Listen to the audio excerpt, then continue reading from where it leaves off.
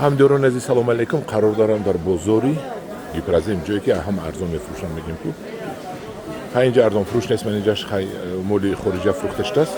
من به شما نرخ انگور رو در همین شب روز نشون میدم. انگور خارجی، انگور لامبورجینی، این سیبیس گراپه، سیبیسش به دونه سیبیس فکر منده. من این همون لامبورجینی که من میهالش فروخته شدم، 1 کیلوش 80 سومونی. این کشمیشه به دونه. اینش رد گلوب 80 سوم. اینا من وای ندارم. چی میگن؟ میهالشون نداریم امسال. اینش آن همون شین موسکات 50 سوم. این کهنش دیالکای 50 سومی کردنشان. لیکن اینا بینید که 80 سوم لامبورجینی. میهالشو من دارم. نرخ میهال 100 سومونی. کیلوش 80 سومونی. همین یک نهال من نرخ 1 کیلوش گزده نبینید. 1 کیلو نرخ یک نهال من. رگلوم سالی آینده میکنیم نهالشون.